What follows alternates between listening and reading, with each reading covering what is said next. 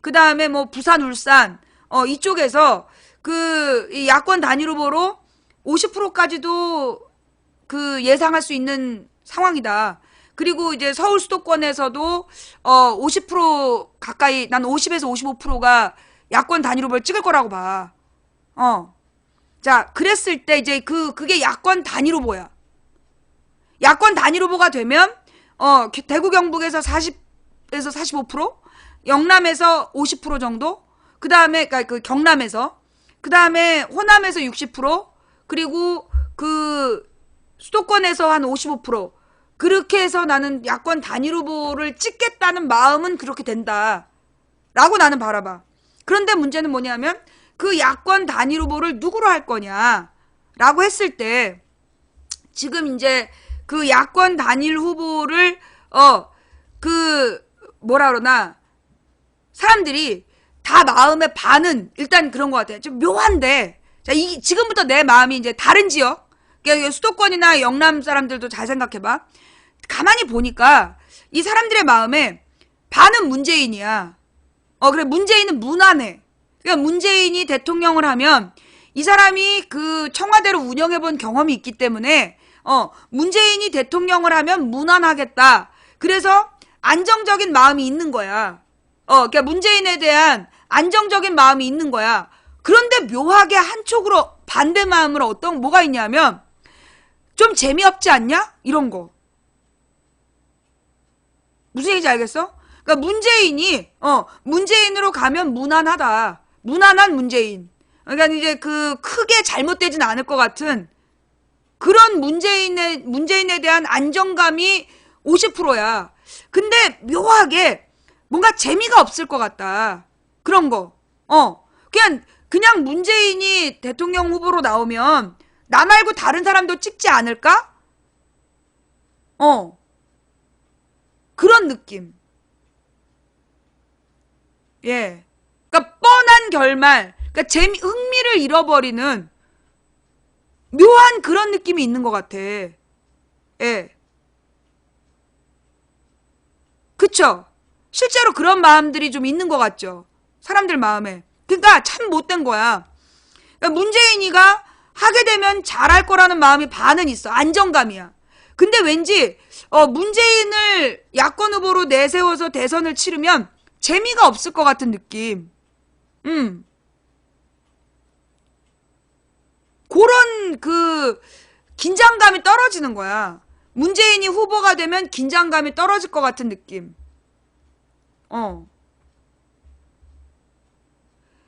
그러면 이제 결국은 충청도야. 내가 왜 안희정을 자꾸 만나려고 하고 안희정을 자꾸 이슈로 만들려고 했냐 하면 이거는 두 가지를 친 거였단 말이야. 두 가지 목적 때문이었거든. 반기문의 진원지가 충청도일 거다. 그래서 반기문이 아니라 젊은 대한 세력으로서 안희정으로 분위기를 충청도가 정리가 돼야 된다. 그런 의미가 되게 강했어요. 그래서 내가 안희정을 만나서 띄워야 된다는 생각이 있었고, 또 하나는 지금 문재인가 가령 지금 박원순은 너무 지지층이 안 모여. 거의 막 다 떨어지고 있어. 그러니까 호남에서 박원순이 돌았는데 아무런 피드백이 없어. 호남 쪽에서 그러니까 호남 시청자들이 박원순을 봤다. 좋았다. 이런 얘기가 하나도 없어. 거기 갔다는 건 내가 분명히 아는데. 이제 그렇다라면 결국은 이제 내가 문재인하고 박원순이 문재인을 치고 올라가면서 어떤 흥행이 돼야 된다라고 얘기를 했는데 지금 상황은 박원순은 거의 안희정한테 밀린 것 같아. 이 안희정의 상품성이 더 있는 것 같아요. 지금 볼 때는 안희정의 상품성이 더 관심을 더 많이 끄는 것 같고, 그래서 문재인과 안희정이 뭔가 이렇게 긴장감 있게 경쟁하는 그런 이벤트가 좀 필요하다. 물론 박 시장도 이제 시장을 유지하면서 경선에 끼기로 했으니 나는 박원순도 계속해서 어떤 대한민국이 이런 거 해야 된다. 자기가 대통령이 되면 이런 거 하겠다. 그런 얘기를 나는 계속 발표했으면 좋겠어. 박원순이 아이디어가 많기 때문에 그런 아이디어를 계속 내고, 그래서 그런 아이디어들이 소위 이제 그 문재인이나 안희정을 긴장시키고 그래서 더 좋은 공약을 내게 하고 그래서 이 박원순, 문재인, 안희정이 뭔가 이렇게 더 나은 대한민국의 상에 대한 논쟁들을 할 수 있는 그런 분위기가 되면 재밌겠다. 그리고 좀 이렇게 그 안희정이 그 충청도 지역에서 좀 압도적인 지지를 받아내고 그래서 문재인하고 긴장감 있는 경선을 한다면 야 어쩌면 이거 안희정한테 넘어가는 거 아니야? 이런 느낌을 줄 만큼 그런 그 스릴 있는 경선을 해야 된다. 근데 중요한 건 그 스릴 있는 경선을 할 때 절대 상처가 나면 안 돼. 절대 상대방을 욕하거나 그러니까 서로 안희정하고 문재인 서로 죽이면 안 된다는 거지. 안희정 지지자들과 문재인 지지자들이 어차피 그 한바닥에서 나왔을 거란 생각이 들고 그래서 뭔가 내용적으로 어떤 그 아주 긍정적인 토론하는 거 있잖아. 이런 토론을 해야 된다. 그러니까 이런 대한민국이 돼야 된다.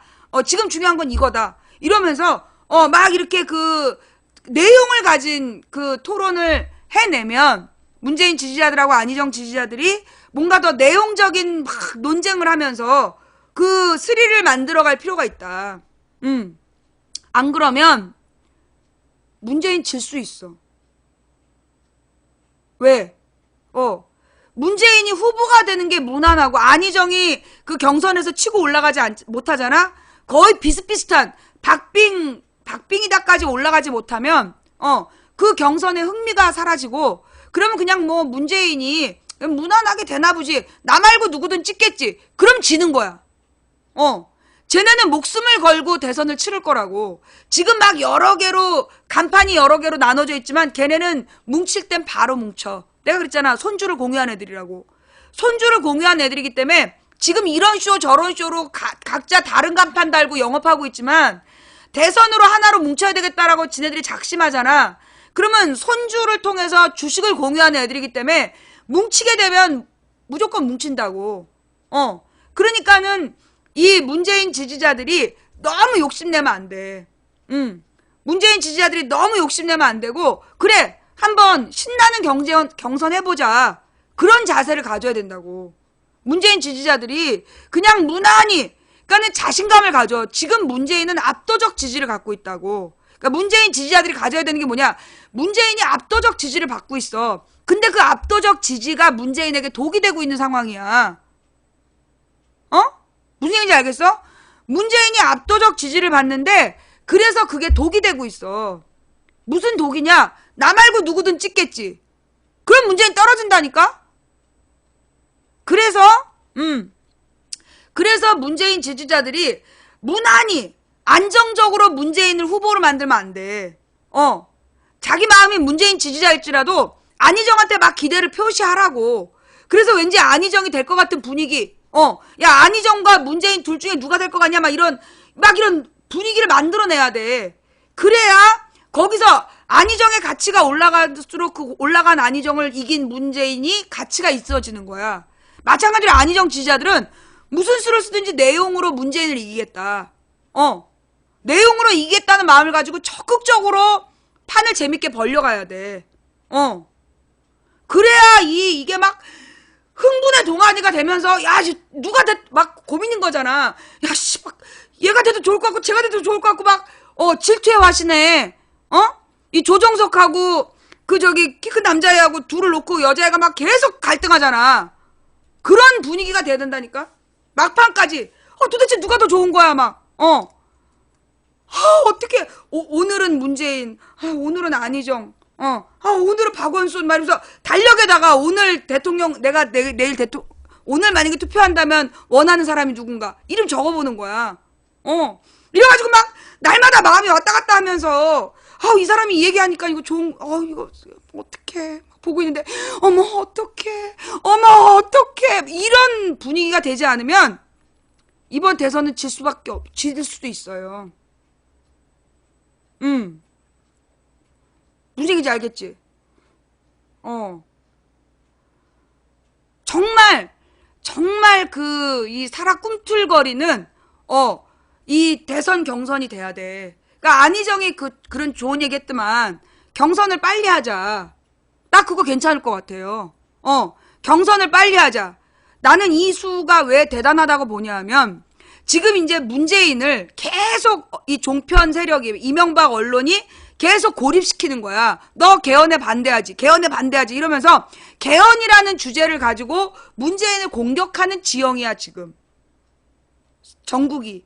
근데 안희정이 경선을 일찍 하자라고 던졌어. 그리고 지금 당 지도부에서도 그렇게 할까라는 얘기가 나왔어. 그러면 이게 왜 중요하냐? 나는 경선을 빨리 하자는 거에 네티즌들이 힘을 몰아줄 필요가 있다고 봐. 왜냐하면 지금 반기문하고 종편이 개헌 얘기가 반기문하고 김종인하고 뭐 손학규 이런 종편 막 이런 그 할아버지 군단이 개헌 얘기를 가지고 뭔가 그 대선판을 흔들어 보겠다는 거잖아. 근데 우리 이 젊은 층이 아니다. 우리는 대선 경선 더 좋은 대통령 더 좋은 후보. 이거 괜찮지 않냐? 더 좋은 후보? 누구보다도 낫지만 더 좋은 후보를 뽑기 위한 이 경선 분위기로 가는 거. 그래서 이 토론을 계속하고, 뭔가 이렇게 서로, 그러니까 언론은 후보들을 검증하고, 그리고 이제 이 경선하는 분위기 속에서 개헌론을, 찍어 누를 수 있는 방법이 된다는 거야, 그게. 예. 이 경선의 분위기를 만들어가지고 긍정적인 경쟁 분위기를 만들면 왜냐하면 지금 언론은 계속 이재명만 띄워. 언론은 계속 이재명만 띄우지 종편은 손학규 띄우고 있지. 아우 정말 지랄 연명들이잖아. 근데 누가 그러면 대선에 관심을 갖겠냐고. 그러니까 빨리 이 우상호 추미애가 정신 차려가지고 이 문안박이 중심이 되는 문안박이 재미있게 서로 막 경쟁하는 그런 판을 짜야 된다고. 그래서 그 판이 좀 흥행을 해야 돼. 그래서 이거는 그냥 단순히 뭐 재미를 위한 게 아니라 실제로 그 과정에서 우리나라의 과제들이 정리가 되고 그 과제들을 풀어갈 방법까지도 우리 국민들이 거기까지 생각을 해야 된다는 거야. 이제까지는요, 여러분 제가 지난 10년 동안 이제 내가 다음 주 화요일이 되면 2주 뒤면 이제 망치 부인의 10년이 돼. 만 10년. 이제 1월 18일이 되면 11년 차야. 내가 지난 10년 동안 싸워온 게 뭐냐 하면 목표는 하나였어. 덩다리와 싸우는 거였어. 덩다리를 깨우자. 내가 첫 번째 목표가 덩다리를 깨우는 거였어. 그게 무슨 얘기냐? 소위 노무현 대통령이 후보가 되면서 그래서 노무현 대통령을 중심으로 해서 많은 네티즌들이 참여민주주의라는 걸 하게 돼요. 전자민주주의, 참여민주주의. 그래가지고 막 인터넷으로 글 쓰고 막 새를 과시하고 그런 모습들을 보였단 말이야. 근데 문제는 뭐냐 하면 그 사람들을 이용하는 놈들이 있더라. 그래서 잘못된 방향으로 몰고 가는 2002년에 시작된 참여민주주의가 소위 노무현을 지지했던 그 사람들 중에 너무 그렇게 잔혹하게 글 쓰는 사람들. 그 사람들이 노무현을 지지했던 더 많은 중간시대 세력들을 다 떨궈버렸고 결국 노무현을 고립시켜 죽이고 그 다음에 지금 이제 새로운 시작을 해야 되는데 또 얘네들이 지난 총선 때 모여갖고 뻘짓거리 했잖아. 막 더민주 낙선운동을 한다든가 그런 이제 뻘짓들을 하면서 그 덩다리들이 움직였단 말이야. 지금도 그 덩다리가 특정 후보를 막 지지하고 있죠. 그죠? 그 덩다리들과의 싸움이 내 지난 10년이었어. 이 덩다리들을 깨워야 된다. 왜냐면 이 사람들이 차라리 모르는 사람이면 차라리 정치에 대해서 아무것도 모르는 사람은 내가 얘기하면 알아들어. 그리고 그 알아듣고 행동을 해. 그리고 이런 사람들은 평상시에 자기의 생활을 잘 해왔기 때문에 파급력도 있어. 가족들에게 이 사람들이 딱 어느 순간 변심을 해가지고 망치면 방송을 듣고 주변에 얘기하기 시작하면 변화가 확 일어나는 거야. 이 사람이 이제 가족들에게 신뢰를 받고 있기 때문에 확 변화를 받고 그래서 이게 어떤 에너지를 형성하게 되는 거야. 그런데 그 덩다리들은 기본적인 특징이 뭐냐면 가족들하고도 관계가 별로 안 좋아. 너무 극렬한 자기 주장을 하기 때문에 그 주변 사람들한테 별로 신뢰도 못 받고 뭐 직장이나 가족들 속에서 신뢰받지 못하는 사람들이 그렇게 막 시니컬하게 글을 쓰면서 긍정적인 기운에 초치기를 하고 그래서 맨 쓸데없는 사람들이랑 어울려 다니고 그런단 말이야. 그지? 이 사람들이 문제야. 이 사람들이 분위기를 잘못 틀면 그 엉뚱한 방향으로 가버리는 거지. 그래서 매번 큰일을 그르쳤어. 그렇게 우리가 그르친 게 12년이야. 12년 총선 대선을 그렇게 그르쳤어. 그리고 이제 16년에 나는 16년 총선 과정에서 그 덩다리들과 긍정적인 새로운 세력이 그 덩다리들을 이기는 과정이었다라고 봐요. 예. 그러니까 사실은 그 덩다리를 이겼다라기보다 덩다리를 만드는 자들, 잔혹한 글쓰기로 덩다리를 만드는 자들을 이 긍정적인 새로운 네티즌들, 세월호 이후에 깨어난 네티즌들이 그 덩다리를 만드는 극렬 분자들을 구분해냈다. 분리해냈고 그리고 그들의 농간에 넘어가지 않았어. 그러니까는 덩다리들이 줄어든 거지. 엉뚱하게 덩달아서 막 글 쓰고 다녔던 사람들이 방향을 제대로 잡은 거야. 어때? 내 말이 맞아? 그러니까 지난 2012년 때까지만 하더라도 그 본인이 덩다리였다. 솔직히 손 들어봐봐.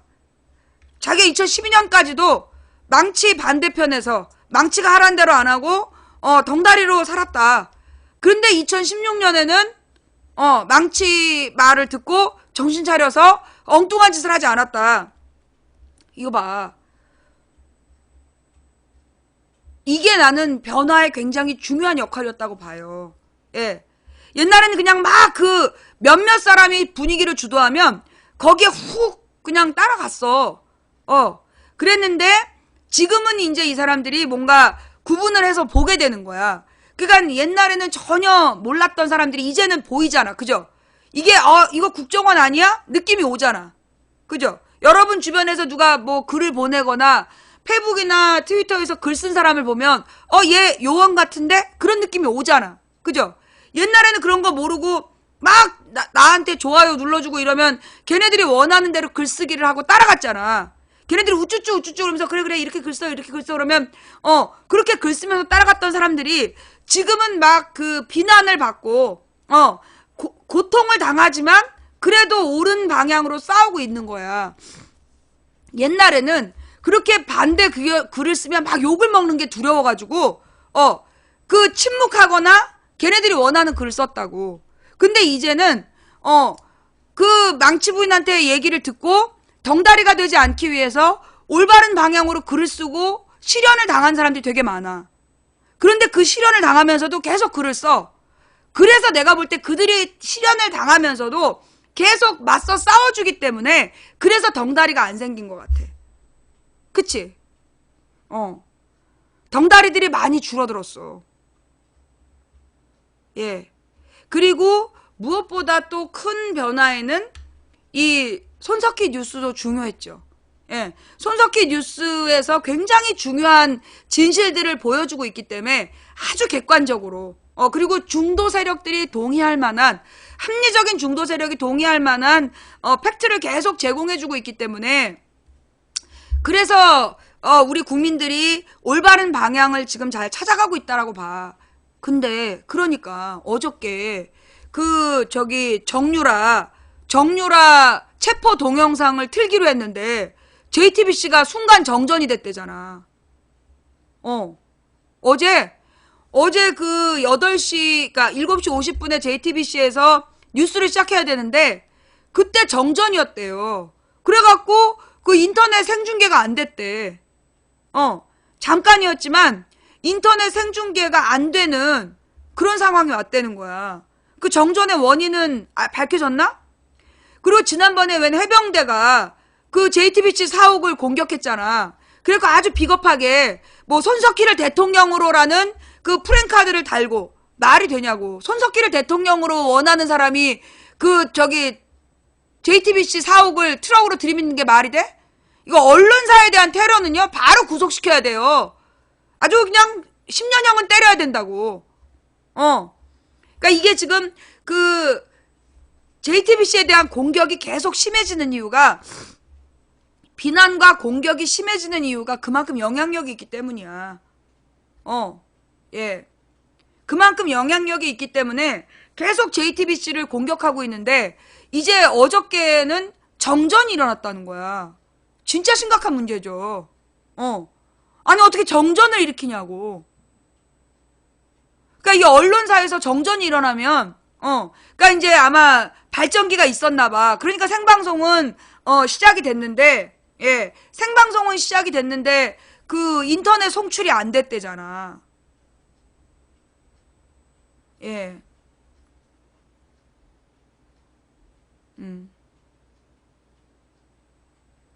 그 저기 원인이 뭐래요? 그 정전 원인이?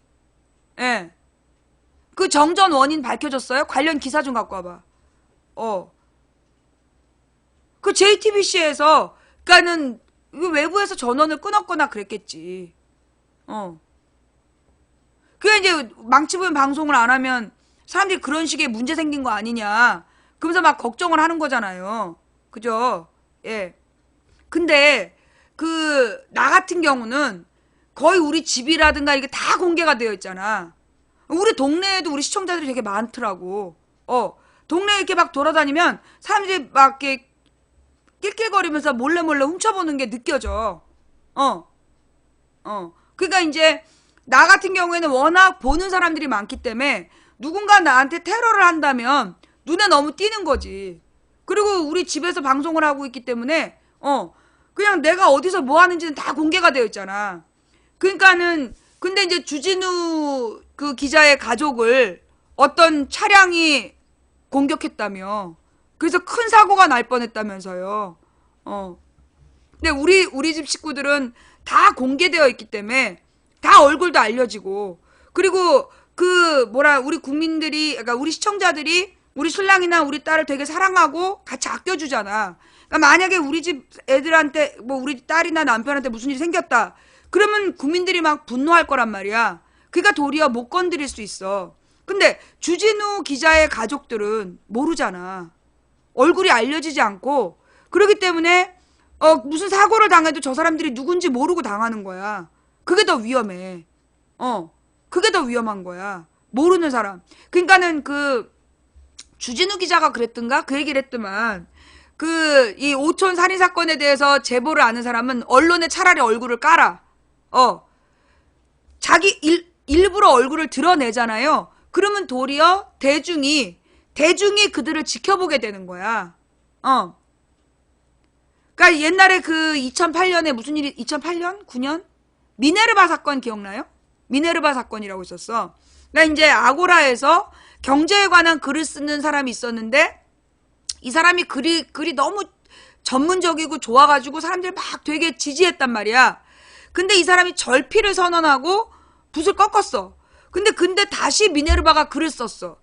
글을 안 쓰기로 했는데 미네르바란 이름으로 다시 글을 썼고, 근데 다시 쓴 글에는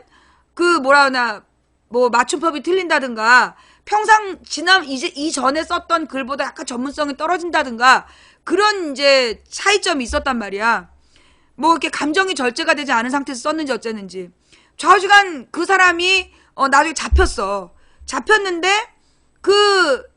이게 진짜 미네르바냐 아니냐 논쟁이 붙었어요. 이 사람이 미네르바냐 아니냐. 그 논쟁이 붙었었어. 그래서 가짜 미네르바 사건이라고.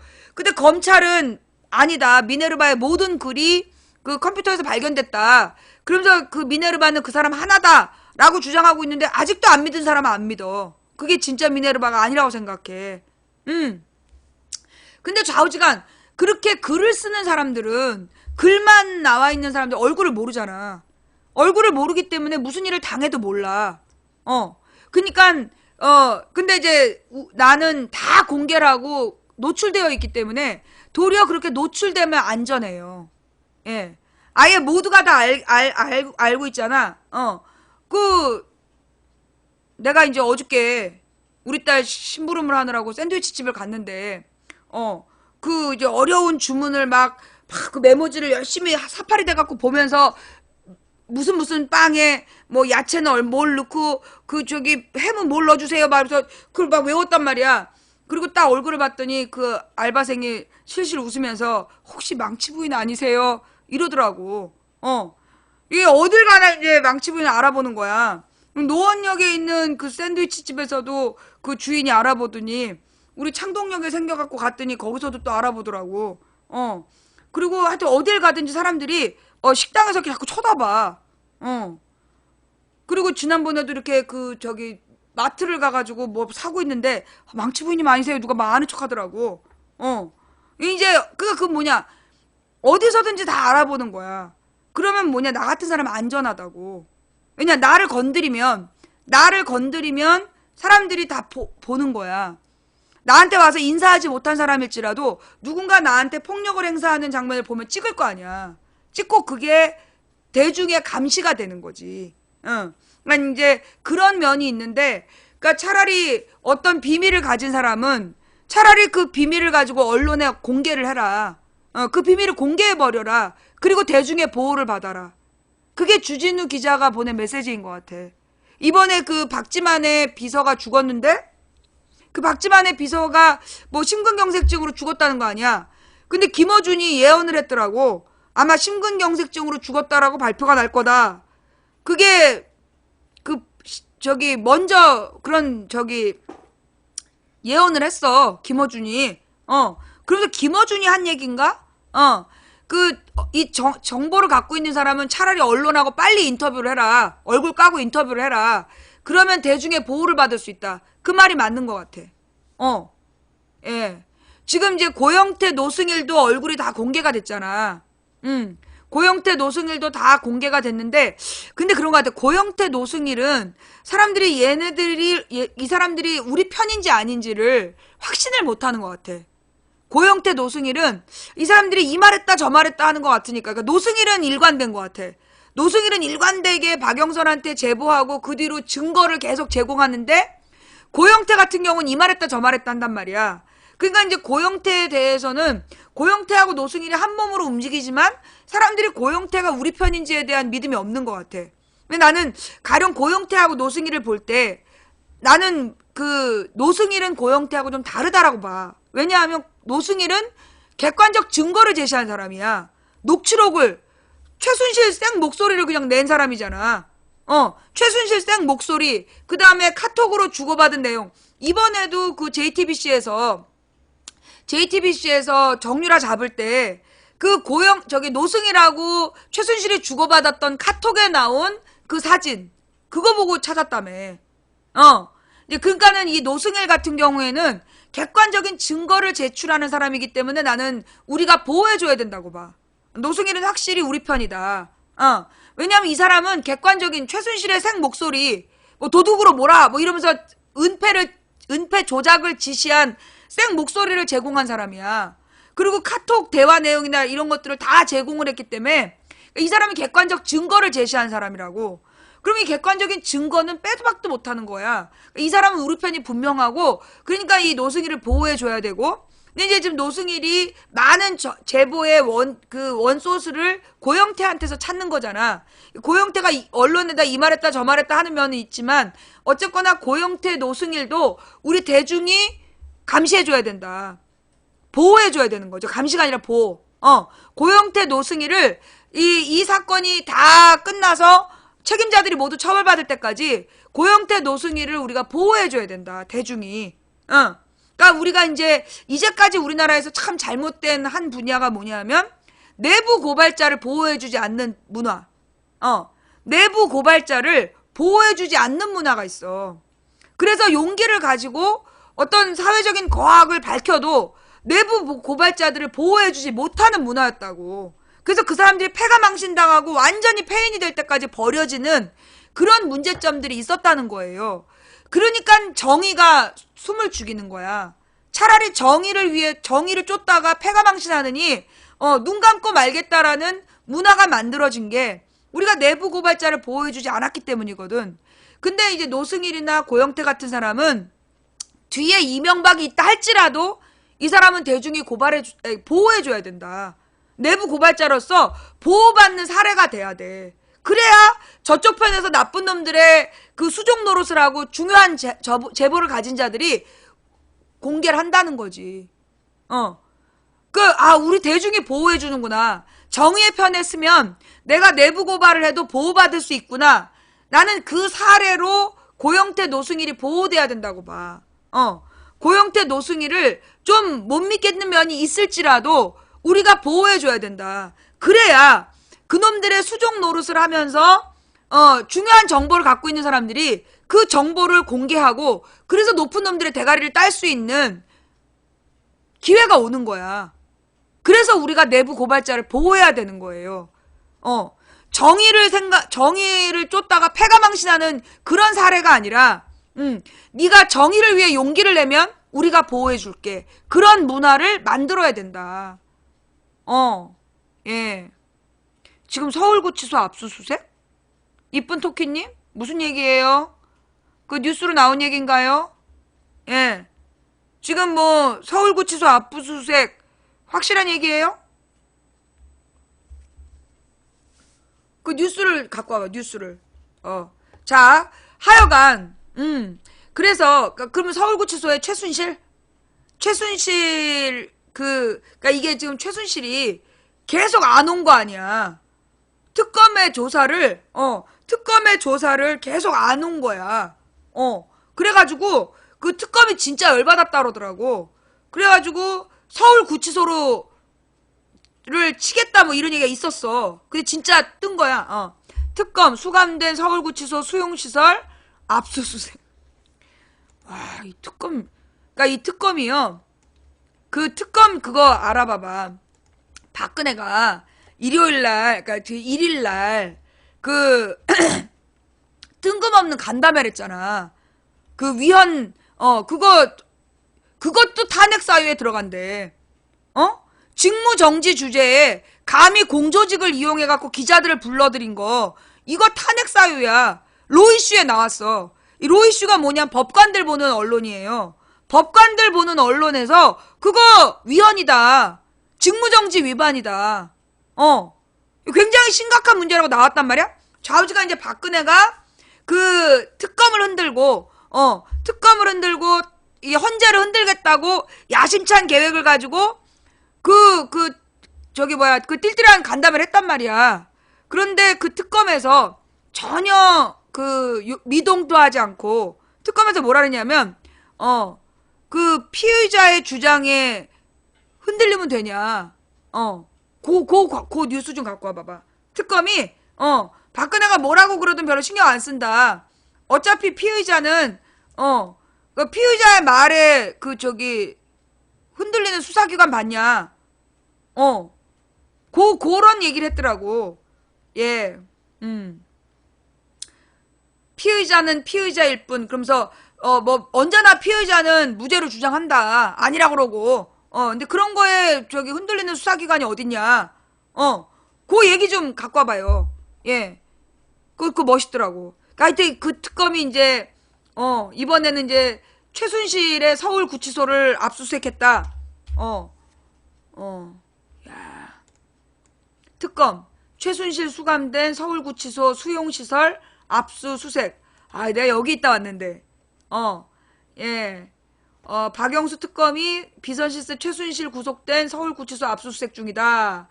오늘 오후 2시부터 서울구치소 일부 수용시설에 대해 압수수색을 집행하고 있다. 아유. 내가 뭐라 그랬어? 내가 박영수 특검 얼굴 봤을 때, 많은 사람이 박영수 욕할 때, 내가 이 사람 기운이 밝다. 이 사람 관상을 보니까, 이 사람 느낌이 좋다. 이거 박근혜, 이 마지막 지발등 찍는 도끼가 될 것 같다. 내가 그랬잖아. 이 특검 진짜 잘하고 있어요. 예, 진짜 나는 이제까지 이런 특검 처음 봤어. 솔직히요. 내 평생 42년 동안 뉴스를 봐왔는데 특검 중에 이렇게 속 시원한 특검 처음 봤다고. 그죠? 여러분도 그러지 않아요? 내 평생 특검 중에 이렇게 속 시원한 특검 처음 봤어. 대부분의 특검은 굉장히 정치적이었거든. 왜냐하면 특검이 실시되는 사안 자체가 정치적이기 때문에 대부분 아주 줄타기를 하면서 얼마나 속을 아주 그냥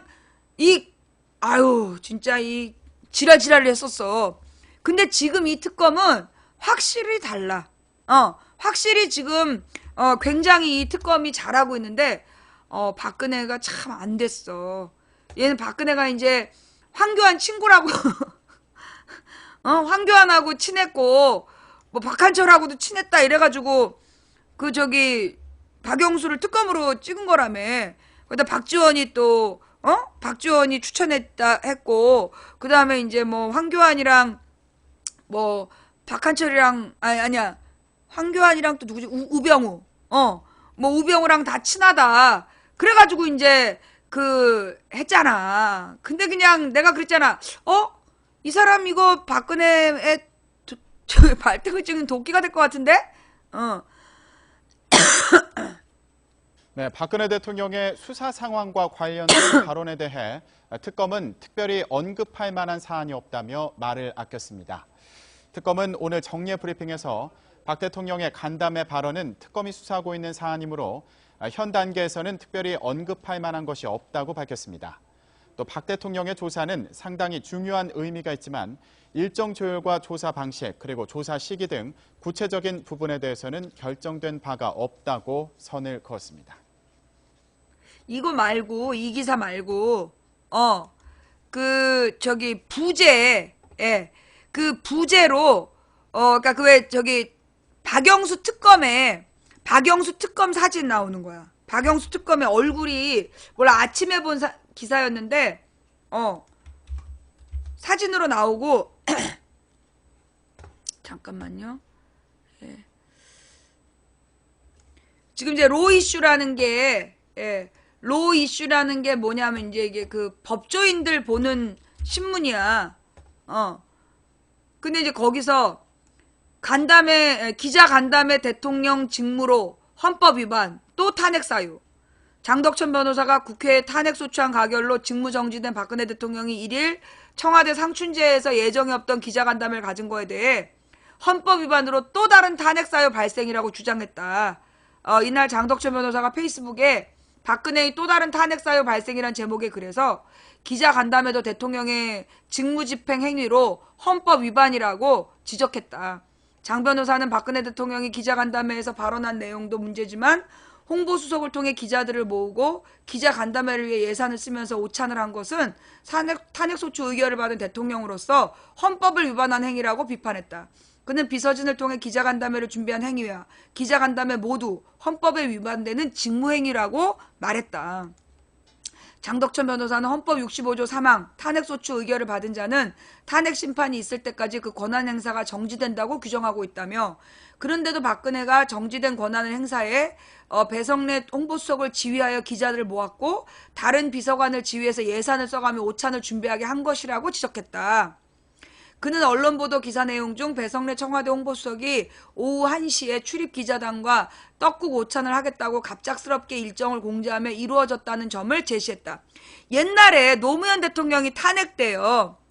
기자가 노무현 대통령을 어디서 만났냐면 청와대 뒷산 산책할 때 기자가 따라붙었어. 그래서 그걸 촬영했다고. 그건 비서를 통해서 그 기자 간담회를 모은 게 아니라 기자가 취재하는 중에 나온 거였단 말이야.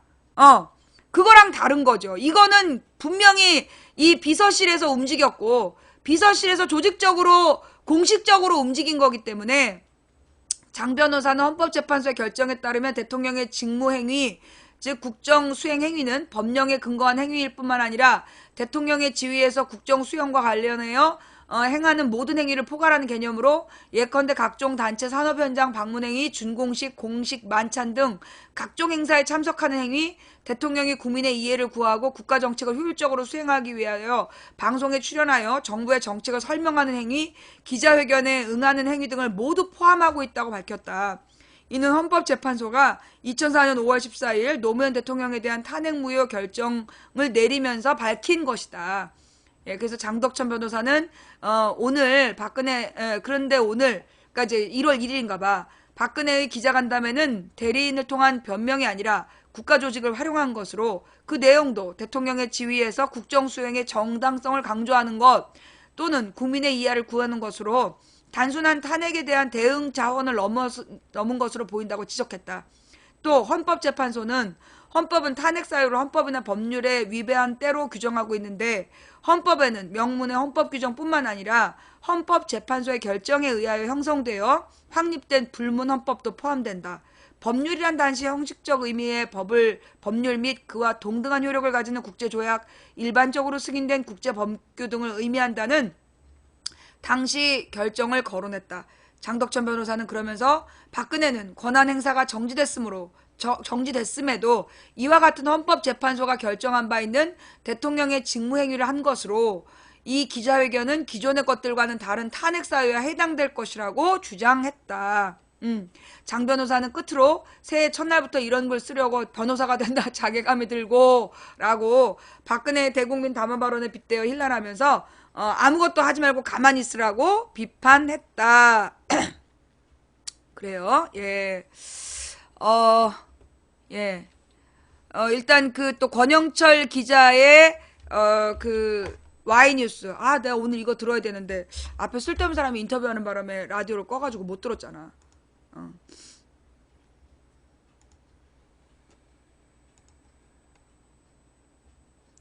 광고가 나올 것 같은데? 오늘 Y뉴스. 오늘 Y뉴스 주제가 바로 이 박근혜 대통령에 관한 거예요.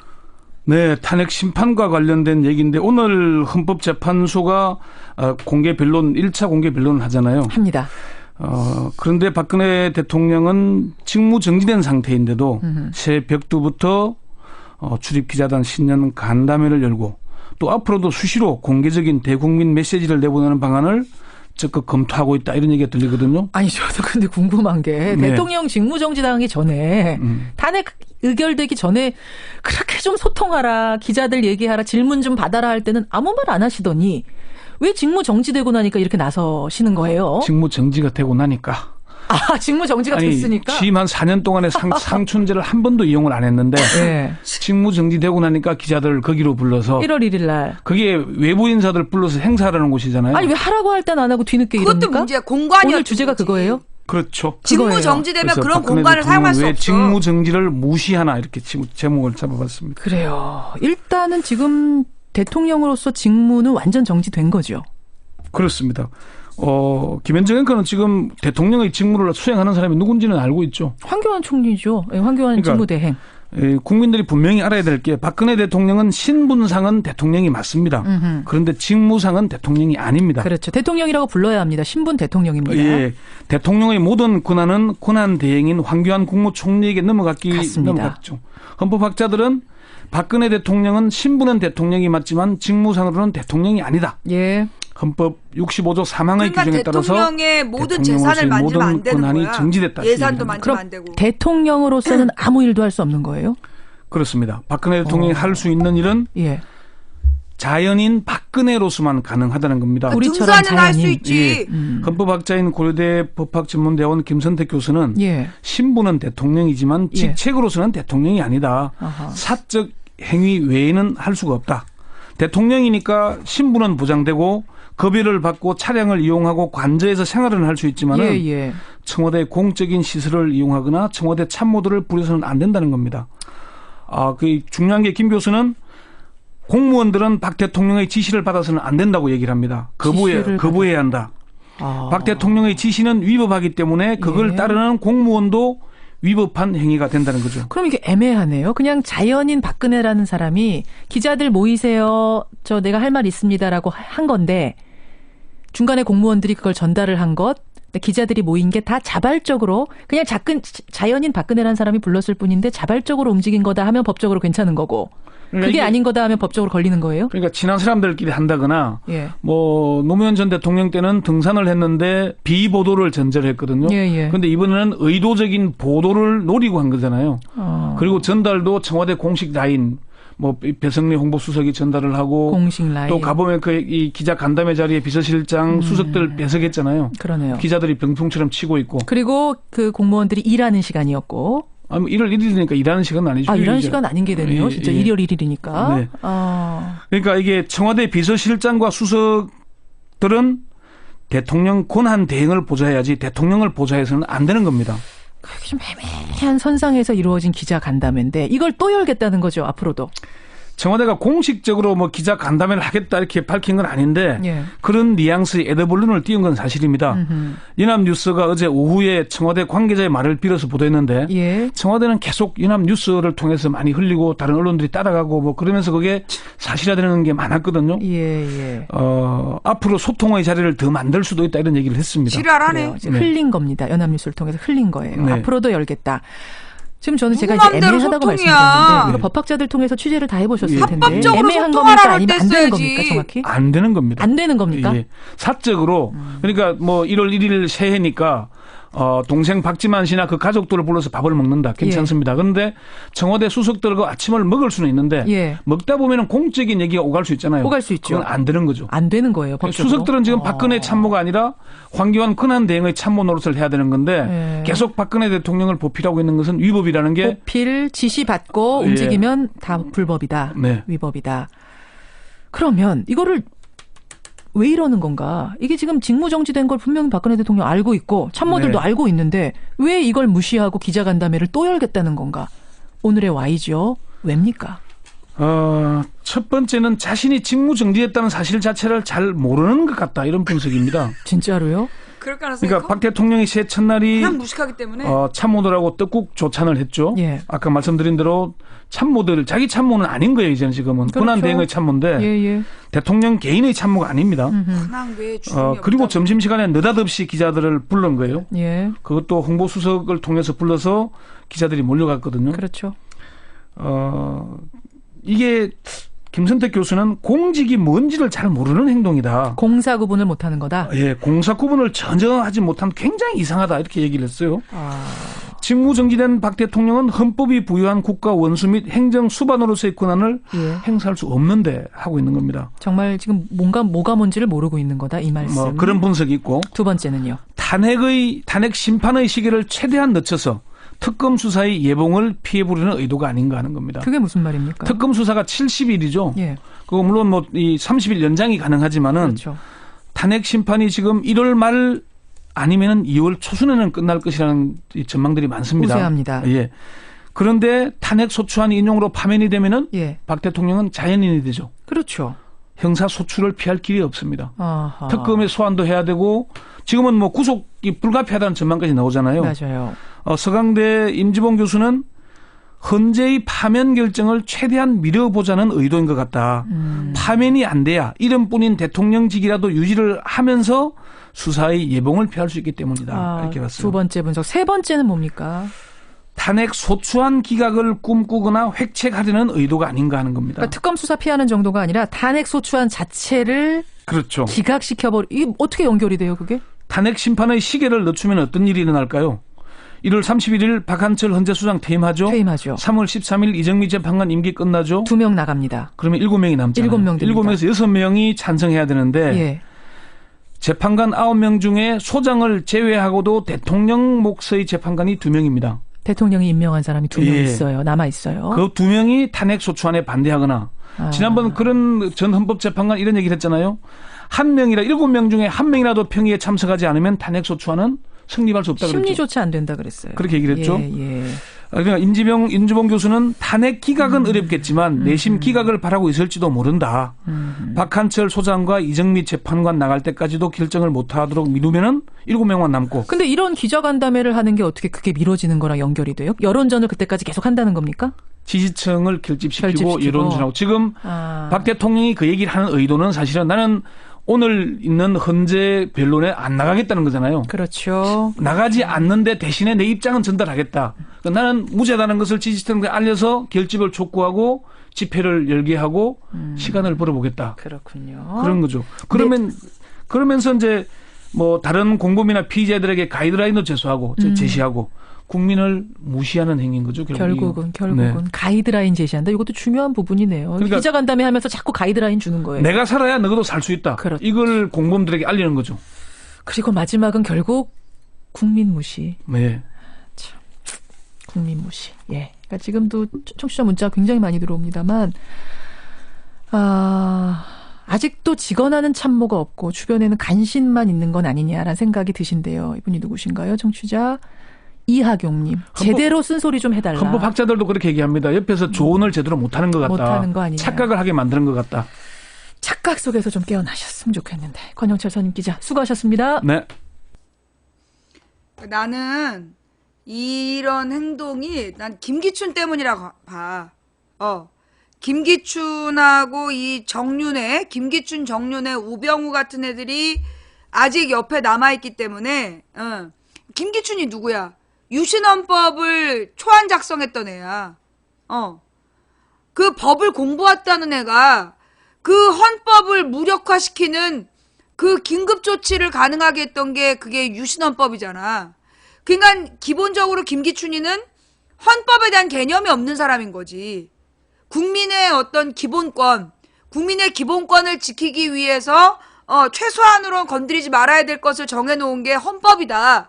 그러니까 헌법은 함부로 건드릴 수 없다. 그리고 모든 국민이 지켜야 될 최소한의 가치다. 최소한의 가치라는 얘기는 뭐냐면 반드시 지켜야 된다는 얘기야. 근데 그런 헌법을 개무시하는 유신헌법 초안을 작성했던 수준이기 때문에 그러니까 박근혜가 직무정리가 됐다는 그런 개념도 모르고 그러니까는 이 김기춘이 내가 볼 땐 법을 모르는 것 같아. 그러니까 법이라는 게 지들의 멋대로 그러니까 이게 왕정 시대에는 그러니까 서양의 왕정에는 법이 없었어. 왕의 말이 곧 법이었던 그런 시절이었단 말이야. 근데 이제 그 입헌 그러니까 뭐라 그러냐 입헌 군주제가 되면서 왕이 있으나 지배하지 않는다. 그렇게 되면서 이제 왕의 말이 법이 아니게 된 거란 말이야. 근데 이제 우리 동양에서는 원래 법치 국가였단 말이에요. 아시아는 다 법치였어. 법에 따라 지배해야 돼. 그래서 만약에 왕이 법을 어기면 그걸로 비난의 대상이 되고 폐위의 원인이 되고 그랬단 말이야.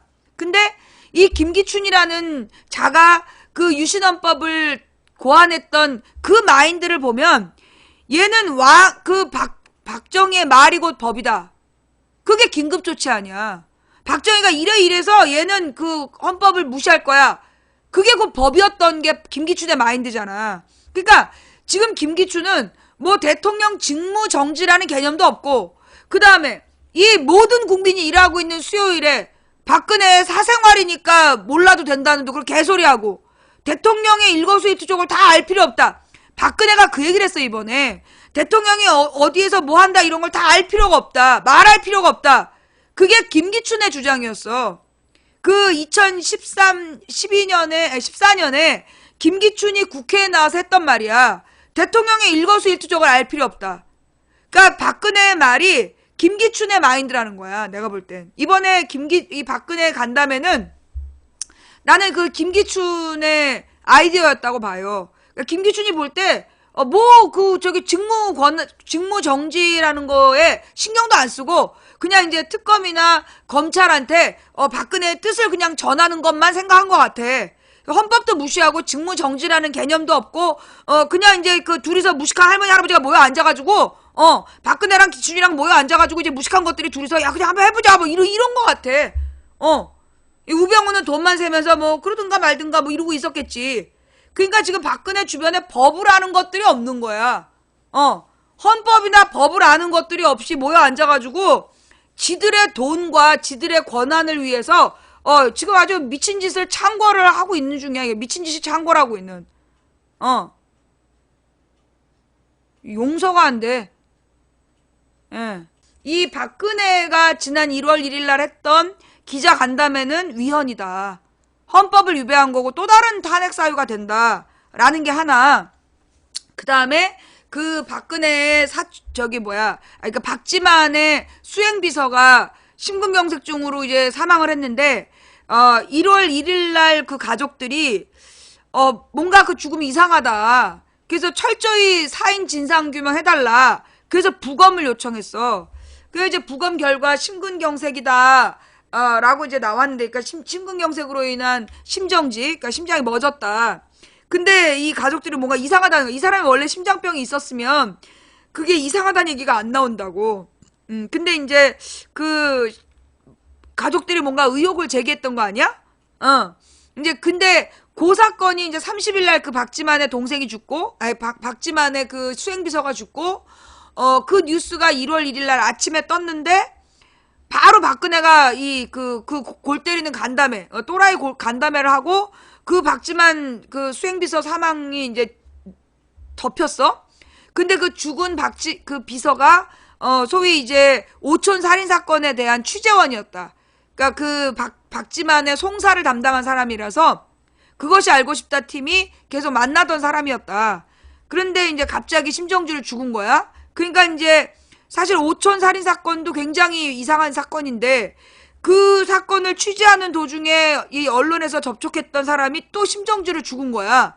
그러니까 이제 자꾸만 이상한 일들이 그쪽에선 벌어지고 있고, 근데 박근혜가 더 또라이 짓을 해가지고 그 이상한 죽음을, 미스테리한 죽음을 덮은 거고, 그 다음에 이제 이 박근혜가 그 또라이 간담회를 한 게 위헌이라는 게 막 어저께 언론에 나올 때쯤 돼가지고 정유라가 잡히고, 그 다음에 이제 근데 정유라가 잡히는 과정이 JTBC에서 그 잠복하다가 경찰에다가 신고를 해가지고 잡혔고, 근데 내가 어제 그랬잖아?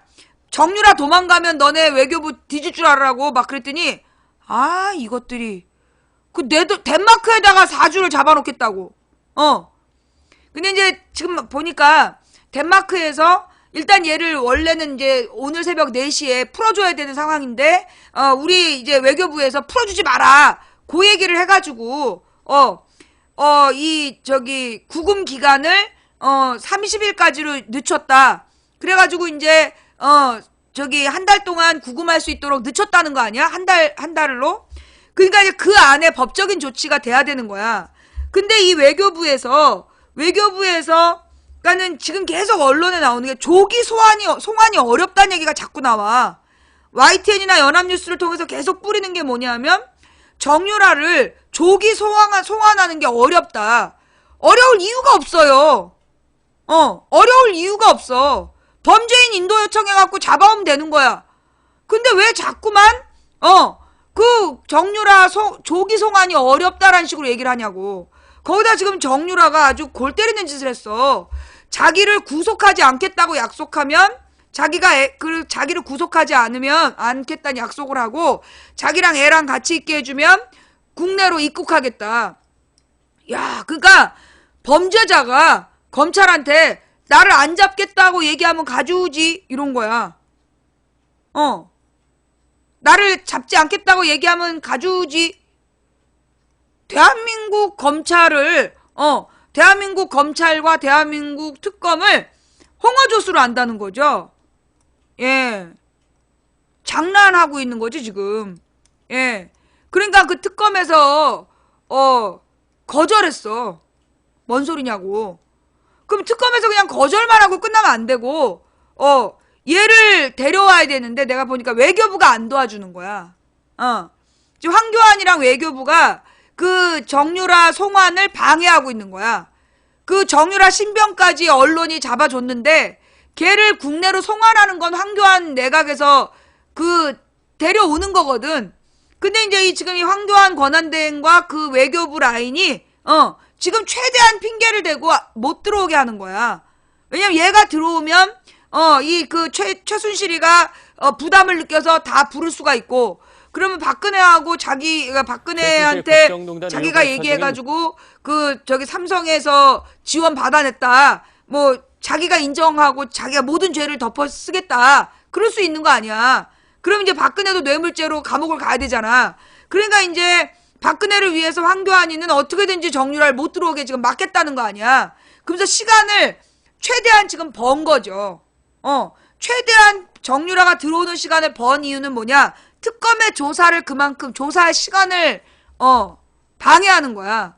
왜냐하면 이제 특검이 3월 30일 날 활동이 종료되기 때문에 정유라가 최대한 늦게 들어오게끔 지금 손을 쓰고 있는 거지. 황교안 목을 따야 돼. 황교안 목을 따야 되고 이 외교부 놈들도 전부 다 목을 따야 돼.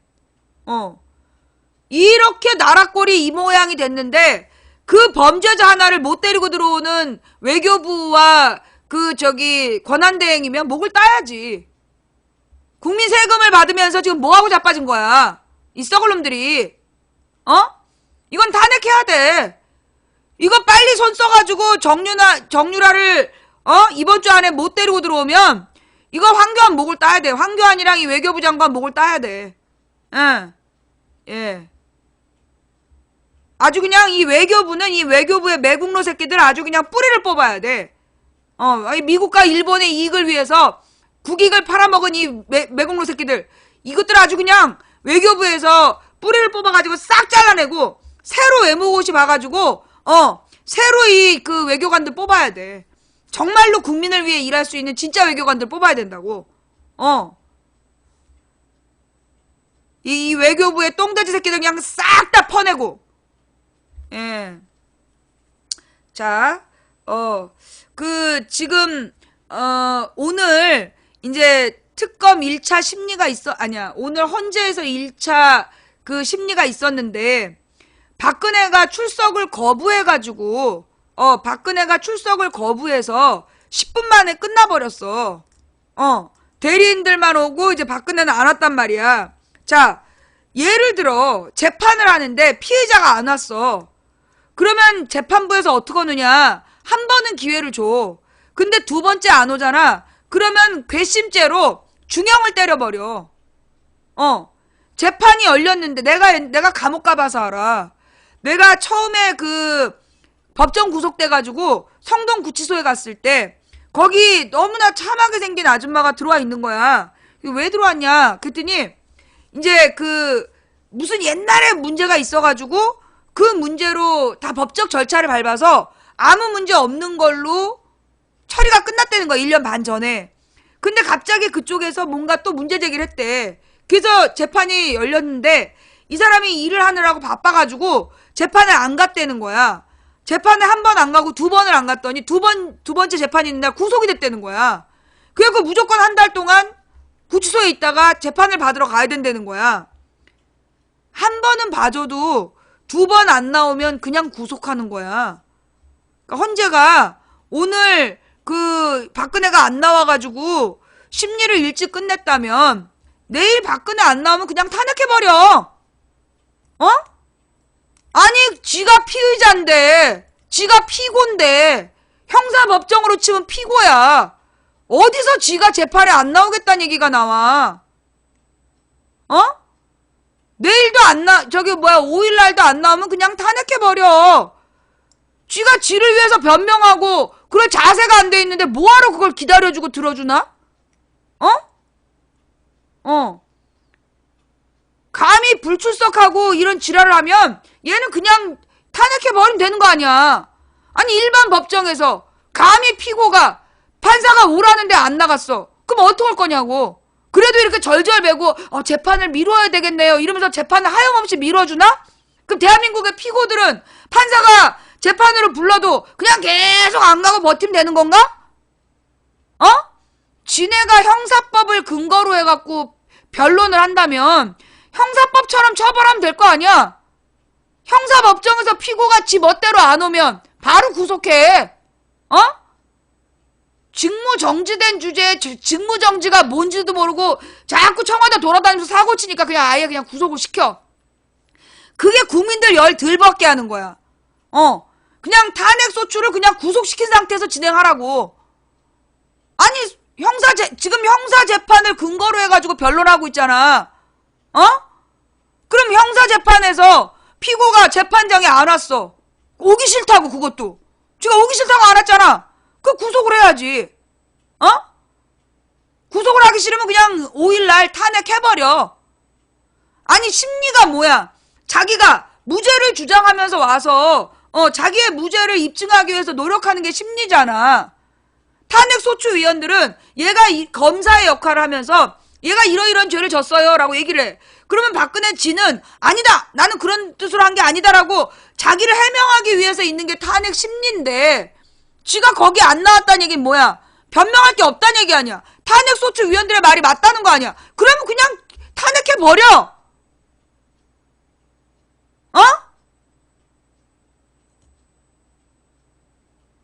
그냥 1월 5일에 쥐가 안 나오면 그냥 탄핵 저기 인용해버려. 아니, 자기가 나와갖고 스스로 변명을 해야 되는데, 변명 안 하겠다는 거 아니야? 그럼 인정한다는 거 아니야? 그 검찰이 그냥 부르는 대로 구형을 선고해버리고, 그리고 그냥 가면 되는 거야.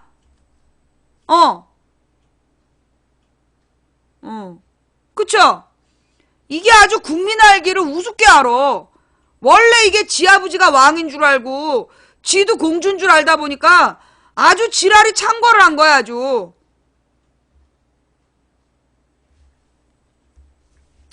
예. 그리고 기자들 말이야. 그 박근혜가 기자 간담회 한다고 그 녹음도 하지 말고 녹화도 하지 말고 또 따라 들어갔다. 그러면 그런 언론사는 언론이 아니라고 봐. 그런데 따라 들어간 언론들은 나중에 정권 바꾸면 청와대 출입 기자단에서 제외해야 된다고 봐. 대한민국의 언론은 공기야. 공공의 기구라는 뜻이라고. 그러면 이 법과 정의를 지키고 정치 권력과 경제 권력을 감시하고 비판할 의무를 가진 언론이 박근혜 꼬봉도 아니고 기자 간담회인데 녹화도 하지 말고 기록도 하지 말고 와서 그냥 덩다리로 서 있어라. 그걸 또 들어가서 간담회를 하면 그게 등신이지 기자냐? 그게 등신이지 기자야? 너네는 이제 기레기도 못 들어. 기레기 소리도 못 듣고 등내기 소리 들어야 돼. 등신 기레기. 그런데 또 가기만 해봐. 박근혜가 또 그런 거 불러가지고 그런 개소리 하는 데 가서 또 조용히 듣고 앉아 있어봐. 그럼 너네들 이제 등내기야, 등내기, 등신 기레기. 내가 너네들을 위해서 기레기란 말 하지 말고 언내기라고 해라. 기자들이 아무리 기사를 제대로 써도 언론사 데스크에서 잘라버리면 그러면 기자들은 하루아침에 등신된다. 그래서 내가 기레기란 말 쓰지 말고 언내기라고, 언론이란 이름에 쓰레기라고 부르라 그랬잖아. 근데 이번 일은 분명히 기자들이 잘못한 거야. 기자 정신이라는 게 없고 한마디로 지금 기자들이 기자가 뭔지 모르는 거야. 그러니까 오래니까 우우 가고 밥 먹자니까 밥 먹고 오래니까 쭉 따라가갖고 그거 등신 덩다리 하고 온 거 아니야. 아니 기자가 등신 덩다리니?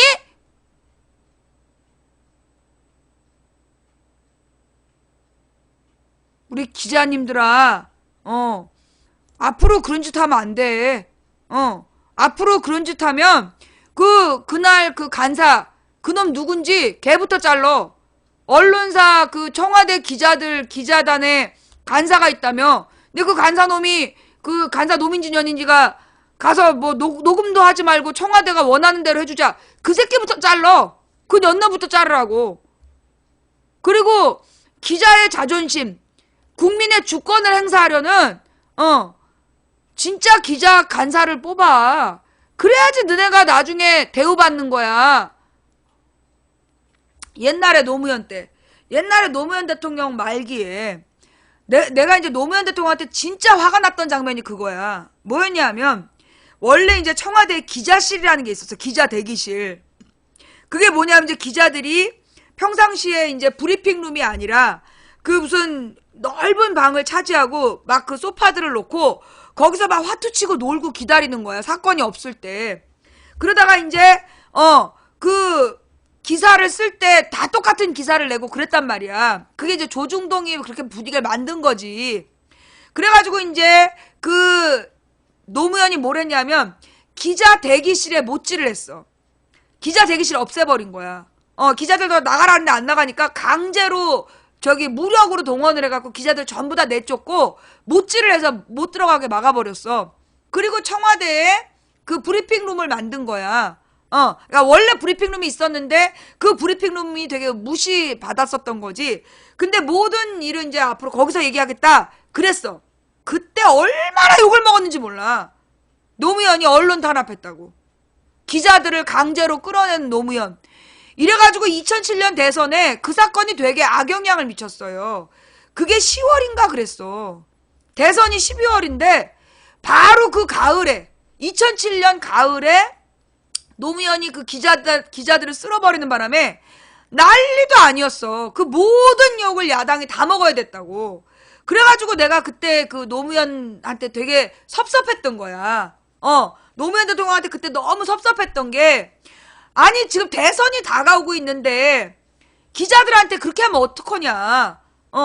기자들을 그렇게 다루면 그 새끼들이 얼마나 더 야당을 씹어대고, 그러면 이 대선 총선 어떡하냐. 그러면서 내가 노무현을 되게 비판했어요. 그 2007년 가을의 일이야. 근데 선명히 기억이 나. 그때 이명박과 새누리당이 노무현을 얼마나 욕을 했는지, 언론을 탄압한 독재자라고. 그러면서 난리도 아니었어. 그러면서 이명박이가 되면 마치 기자들 대기실을 부활시켜줄 것처럼. 어떻게 됐겠어? 당연히 안 시켜줬지. 이명박이가 대통령 된 다음엔 웃기는 게 뭔지 알아? 그 기자들이 노무현한테는 개쌍욕을 하면서 그렇게 저항하더니, 노무현이 이명박이가 기자 대기실 안 만든다니까, 네! 그러는 거야. 이런 등신 덩다리 새끼들. 등신 덩다리 새끼들이었어, 그때. 그때 내가 그 기자들에 대해서 내가 아주 치를 떨었다고, 내가. 예. 그리고 지금까지. 그러더니만 점점 노무현 때보다 후퇴한 이명박 때보다 지금은 완전히 등신 덩다리 아주 그냥, 교과서처럼 행하고 있잖아. 박근혜가 와라! 밥 먹어라! 그럼 우 따라가서 밥 먹다가, 야, 모여라! 그럼 우 따라가갖고, 녹음하지 마라! 그럼 녹음도 안 하고 그걸 받아 적고 앉아있고. 어휴. 그러니까 이게, 기자 정신이라는 게, 없는 거야. 이게 왜 그러냐? 지금 우리나라의 언론사에 들어간 애들이 누구냐 하면, 공부 잘한 애들이, 그 주요 언론사에 들어간 애들이 공부 잘한 애들이야. 공부만. 사회 참여나 이런 거 잘 안 하고, 디립다 문제 잘 풀고 공부 잘한 애들이 그 언론고시 합격이 돼. 그래가지고 이제 기자가 되는 거야. 그런데 이 기자들이 기자를 왜 하는지도 모르는 거지. 기자의 역할도 잘 몰라. 그러니까 이 기자들이, 막 클릭수 올라가면 아무거나 그냥 갖다 써버리고, 베껴서 쓰기도 하고, 그러니까는 요즘에는 기자인 척하는 기계가 있다며. 기사를 생산하는 기계가 있대. 컴퓨터가 기사를 쓴대. 거기 이름 빌려주고 있대. 그러니까 기자 정신이라는 게 없는 기자들. 그러니까 이 언론사라는 게 소위 성적으로 애들을 뽑다 보니까 기자가 뭐 하는지를 모르고 기자가 돼. 공부만 잘하고 모범생이야. 선생님들이 이리 가라 그러면 네, 저리 가라 네, 그런 거밖에 못한 애들이 기자가 돼가지고 그 권력에게 아주 모범적인 순종자가 되고 있는 거야. 그게 이게 문제야, 이게. 우리가 그래서 정말 이 기자들을 이 기자들의 정신을 바로잡아야 된다. 정말 우리나라의 기자들이요. 기자 정신이 뭔지를 생각해야 돼. 기자가 썩으면 그 민주주의는 썩은 거야. 기자가 죽으면 민주주의는 썩은 거야. 사회가 썩은 건, 사회가 이제 망하는 거야. 그러니까 어느 시대가 망하는 건 종교가 망하면 그 시대가 끝나는 거야. 망하는 거야. 그 다음에 어느 사회가 부패하기 시작하는 건 교육이 썩으면, 교육자들이 썩으면 사회가 부패하기 시작하고, 그 망하는 건 종교가 부패하면 이제 망한단 말이야. 근데 이 민주주의 국가는 기자들이 죽으면 망하는 거야. 기자들이 기자 정신을 버리면 망하는 거야. 그러니까 우리 사회를 지키는 안전망이 언론인들이야. 그래서 우리 기자님들이 이 언론인이라는 게 무슨 역할을 하는가. 사회적 약자에 내가 안전망이다. 그들을 보호하는 마지막 방패막이가 나다. 라는 마음을 가지고 이 기자들이 살아야 된다. 기자 정신을 잊지 말아야 된다. 이번에 박근혜 오만방자한 그 또라이 기자 간담회 같은 걸 다시는 용납하지 마라. 그게 여러분들을 내가 기자라고 부르는 일이다. 우리 대한민국의 언론인 중에 기자 정신을 가진 기자들도 많아요. 근데 이제 그런 기자들의 기사가 사실은 이 포털 시스템 속에서 이 기계 돌리고 이 권력에 의해서 노출시키고 싶은 것만 노출하고, 그러면서 정말 좋은 기자들의 기사들이 이 쓰레기 더미에 쌓여있는 그게 가슴 아픈 거 맞아. 그런데 그럼에도 불구하고 계속 그렇게 올바른 기사를 쓰잖아? 반드시 당신의 글을 알아보는, 당신의 기사에 정의를 느끼는 날이 와. 국민들이 당신을 진정한 이 땅의 언론인이라고 지켜 세워주는 그런 날이 온다니까? 손석희가 하루아침에 손석희 됐겠어? 우리 기자들이요. 우리나라의 이 기자들이 그런 마음을 가져야 돼. 지금 당장 인기가 올라가고 지금 당장 그러지 않더라도 줏대 있게 기사를 쓰라고. 정말 기자 정신에 입각해서 줏대 있게 기사를 계속 쓰다 보면 반드시 당신을 이 하늘이 알아보는 때가 와.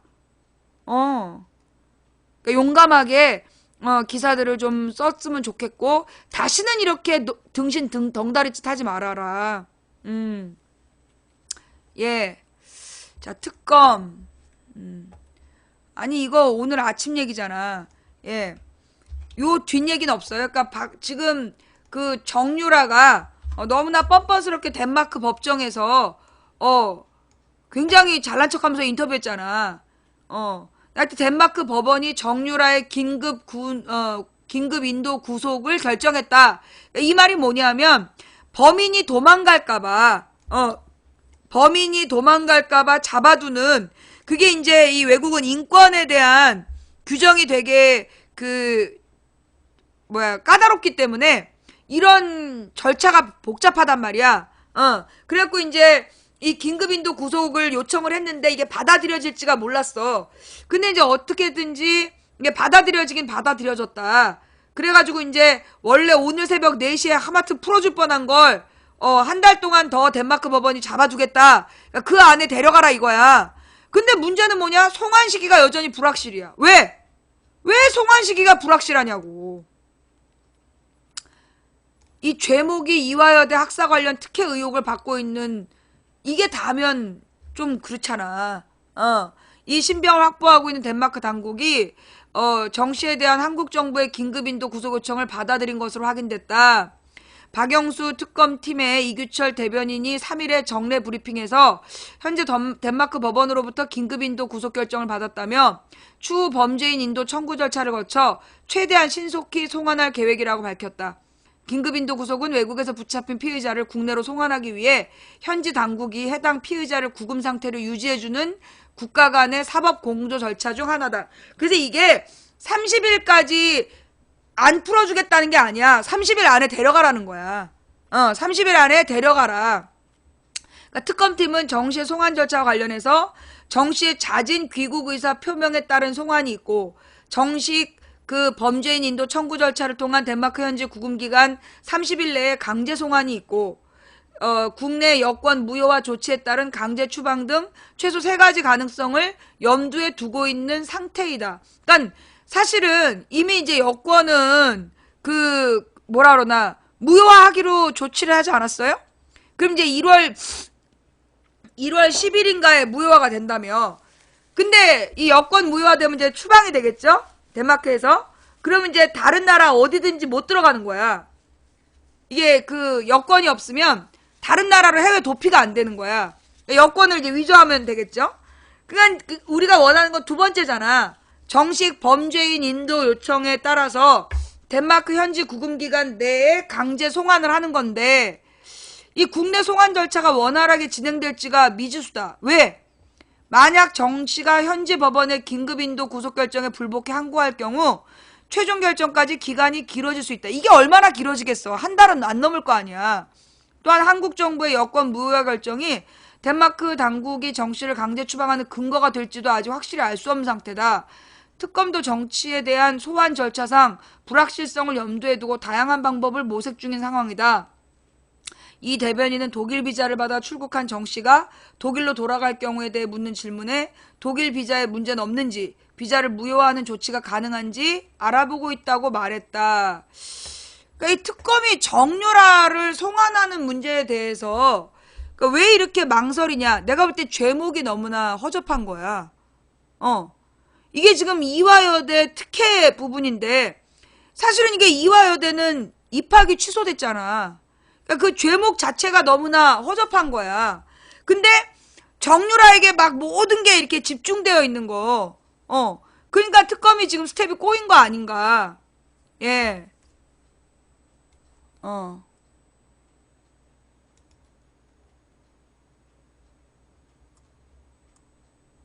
예. 누가 애기한테 막말했어? 누가 애기한테 막말했어? 지금 누가 개소리 하고 있는 거야?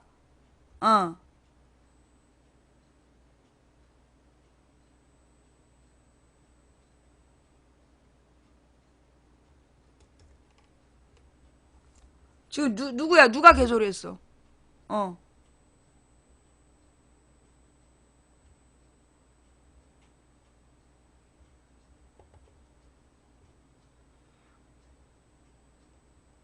이게 뭐라 그랬는데? 믿음 사랑으로가 뭐라 그랬어? 정유라 아들을 죽여 정유라에게 먹일 것이다? 미친, 너 국정원이야?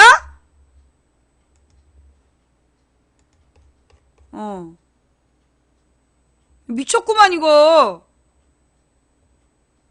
이거 봐. 펜딱지를 달고, 이름도 믿음 사랑으로야.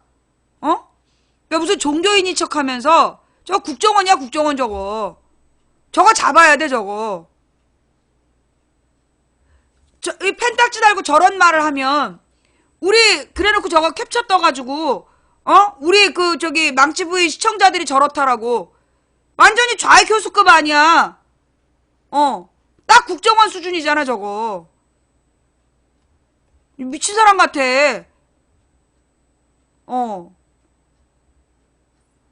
블랙이에요. 네. 네, 아주 그러니까 이게 내가 그랬잖아. 어제 정유라 이야기에 구멍이 하나 있다.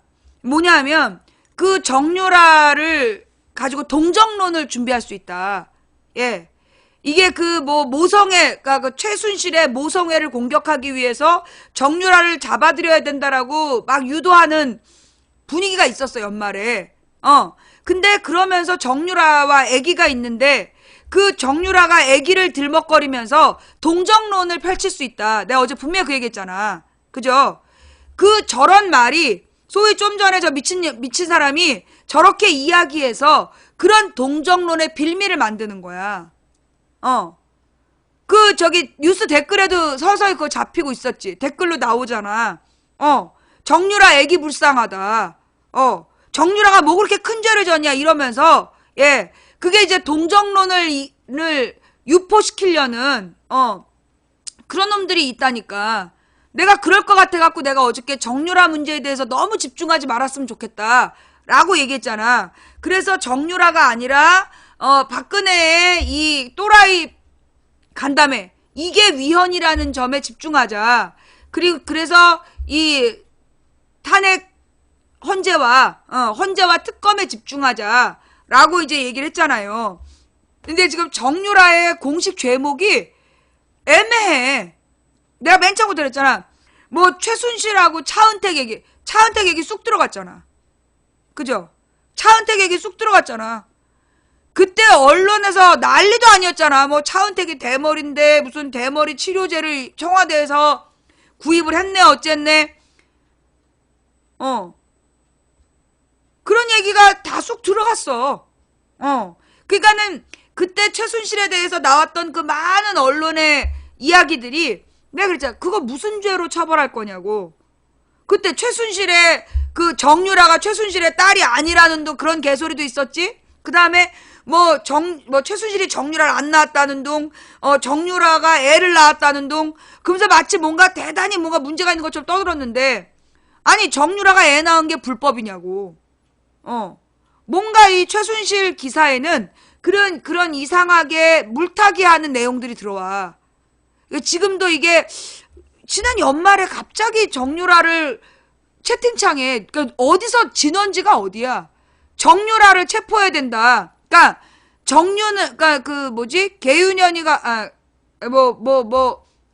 병신년이가 하고 정윤현이 오는데 정윤현은 정유라를 체포해야 된다. 그러면서 정유라 체포에 집중이 막 됐어. 왜 그렇게 된 거야?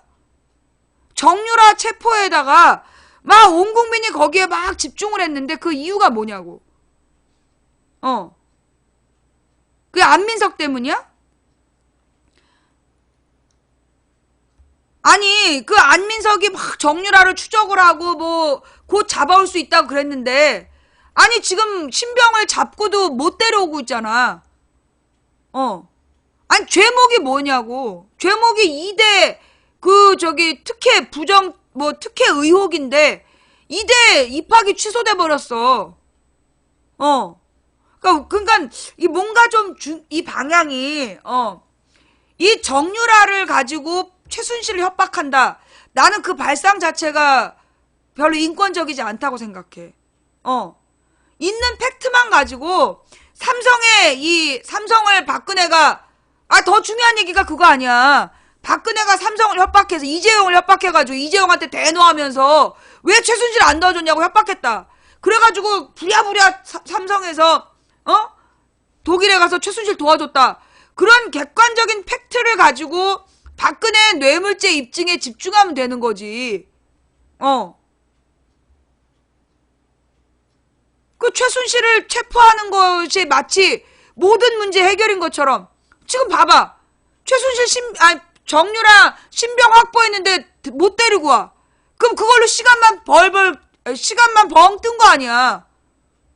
뭐 하는 거냐고. 정유라를 잡아다가 어떤 팩트를 따질 거냐. 지금 정유라가 자기가 사인한 건 전부 다 엄마가 시키는 대로 했다. 아무것도 모른다. 엄마가 시키는 대로 했다. 그 얘기 계속 할 거 아니야. 예. 정유라가 왠지 다 불 것 같으면 누구 말대로 다 불어. 정유라가 다 불 것 같아서 체포하면 되는 줄 알았어? 너 같으면 불겠니? 그럼 너 같으면 니네 딸한테 그거 다 얘기했겠어?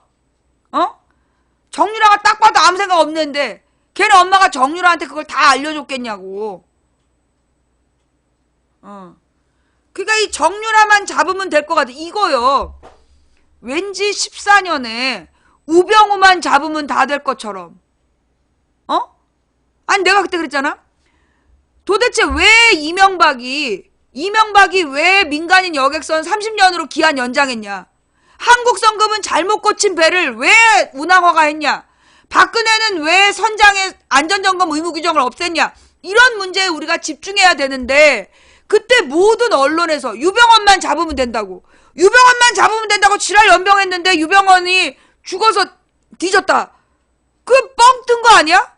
나는 이게 작년 연말부터 작년에 그러니까 탄핵 소추된 다음부터 정유라만 체포하면 정유라만 잡으면 모든 문제가 해결될 것처럼 그렇게 몰아간 사람들이 있어.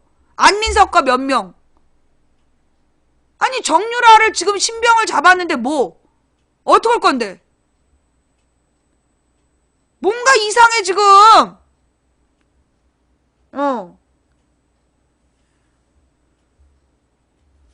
우리도 모르게 여기 또 정유라를 체포하면 다 되는 것처럼 막 그 채팅창에 글 썼던 사람들 심심한 반성을 해야 되는 타이밍이야. 예.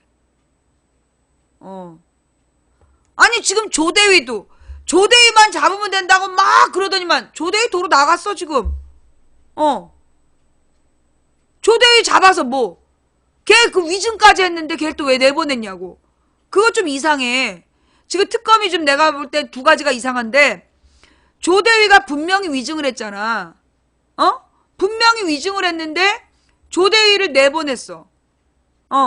언론에 나와가지고 지가 의무동에서 일을 했고 박근혜가 성형치료 안 받았다라고 그렇게 언론에 얘기했던 게 저기 국회 청문회 나와서는 의무실에 있었고 자기 모른다라고 앞뒤가 다른 말을 했어. 그런데 조대위를 미국으로 출국시켰어. 그게 좀 이상하고 또 하나는 지금 정유라에 대해서 지금 이제 정유라를 계속 언론에서도 뭐라고 얘기하냐면 2대 특례 입학 얘기를 해. 근데 지금 정유라의 죄목은 2대 특례 입학이 아니라는 거야 내 생각엔. 이건 뭐냐 하면 승마 특혜로 잡아야 되는 거야. 삼성의 삼성의 승마 특혜 그러니까 삼성의 뇌물죄 삼성의 뇌물죄의 그 당사자 이렇게 표현해야 되는데 계속해서 2대 특례 입학 얘기만 하고 있어. 2대 특례 입학은 이미 끝난 거 아니냐고. 입학이 취소됐으니까. 근데 지금 이인화라는 작가는 구속이 됐어요? 정유라한테 저 시험 안 봤는데 점수를 줬다고. 걔가 구속이 될 정도야? 성적 조작했다고. 그러면 그 성적 조작의 대상인 그러니까 정유라를 강제 송환 못하는 이유가 지금 없는 거야. 성적을 줬다고 교수를 지금 구속한 상태인데, 그럼 그게 그렇게 큰 문제라면, 아니, 근데 솔직히 얘기해봐요. 그 성적을 조작해 준 걸로 교수를 지금 구속을 했어. 근데 실제로 그것보다 더 큰 죄는 이게 승마 특혜 아니야. 승마로 수백억을 이 삼성에서 지원하고 그 수백억을 지원하는 대가로 국민의 5천억 국민연금을 갖다 지들 멋대로 날려버린 그 뇌물죄가 더 중요한 거잖아. 그러면 지금 구속돼야 되는 건 이재용이야. 이재용이 지금 구속돼야 되는 거고, 이인화라는 교수가 구속될 문제가 아니라, 체대 학장이 그걸 지시했다며. 그러면 체대 학장이 지금 구속돼야 될 문제야. 그리고, 이 뇌물죄가 더 큰 죄잖아. 그 뇌물죄가 왜 중요하냐? 단지 박근혜가 감옥 가는 게 중요한 게 아니라, 박근혜 최순실한테 뇌물을 주고, 이재용이가 지의 경영권을 확보하기 위해서 국민연금에 5천억 손실을 안긴 문제야. 이거는 50억 경제사범이 인터폴 수배령이 떨어진다며. 그러면 이재용은 5천억의 경제손실을 가져온 범인이라고. 그럼 이재용이 구속돼야 되는 사건 아니야? 그 이재용이 구속될 만한 사건, 5천억 국민연금 유실 사건의 당사자 정유라니까. 당장 강제 소환을 해야지. 이게 5천억 문제인데. 근데 본질적인 부분은 자꾸만 딴 데로 가버리고, 마치 정유라만 체포하면 될 것처럼, 체포했는데 데리고 오지도 못하고, 조대희만 잡으면 될 것처럼 그렇게 난리를 피더니 잡았다가 도로 풀어주고, 뭐 하자는 거지? 내가 하고 싶은 얘기는, 그래서 본질적인 부분에 집중하자. 지금 우리가 분노해야 되는 건 삼성이 최순실한테 준 220억? 그게 아니야. 우리가 본질적으로 분노해야 되는 건 삼성이 최순실한테 준 220억, 그걸로는 이제 박근혜를 잡아 넣을 수 있는 뇌물죄다. 이거지. 그죠? 그러니까 이 삼성이 최순실한테 220억을 주는 대가로 박근혜가 이재용이 5천억 해먹는 걸 눈 감아준 거 아니야. 그걸 지시한 거 아니야. 그래서 이건 220억을 강조하면 안 되고, 우리 돈, 국민 돈 5천억. 국민 돈 5천억을 박근혜, 최순실, 이재용, 정유라가 날려먹었다. 국민의 노후 자금 5천억을 박근혜, 최순실, 정유라, 이재용이 날려먹었다. 본질이 그거라는 거야. 우리 국민연금 그거 내느라고 월 수입도 없는 사람이 작년 소득을 기준으로 해서 올해 국민연금 강제로 납입하고 있는 거잖아. 그렇게 강제 납입으로 빼가는 국민연금이야. 그렇게 모은 돈 5천억을 최순실, 박근혜, 정유라, 이재용이가 5천억을 날려먹었다고. 그거 5천억 누가 보전할 거야? 삼성에서 그거 받아내야 될 거 아니야. 우리가 그런 문제에 대해서 더 얘기를 해야 되는데, 그냥 정유라만 체포하면 다 될 것처럼. 이 언론과 엉뚱한 놈들이 만들어내는 물타기에 넘어가지 말고, 우리가 더 중요한 문제에 집중하자. 그리고 제가 오늘의 주제, 우리가 정유라를 잡으려고 하는 이유는 2대 특례 입학 때문이 아니다. 언론이 계속해서 2대 특례 입학이라고 쓰는데, 우리가 정유라를 잡으려고 하는 건 승마 특혜 때문이고, 그 승마 특혜가 삼성의 뇌물죄의 본질이고, 삼성이 5천억의 국민연금을 날리면서 지네 경영권 승계하려고 정유라 아가리에 220억을 넣은 거, 그게 문제인 거다. 그래서 정유라를 송환하려는 거다. 어때? 정유라 2대 특혜 입학 문제하고 이렇게 얘기하는 거 어느 쪽이 더 분노가 돼? 우리가 지금 정유라를 잡아들이려고 하는 이유는 걔가 2대 특례 입학 때문이 아니야. 나는 지금 그 유철균이를 구속한 것도 난 좀 오버라고 봐요. 아니 학교에서 성적 조작하는 교수가 한두 명이야? 다 구속을 하지 왜? 응? 지금 중요한 건 승마특혜이고 그 승마특혜가 삼성의 뇌물이고 그 뇌물의 목적이 뇌물의 대가가 국민의 국민연금 5천억 국민의 노후자금 5천억을 날려먹은 그 범죄 아니야.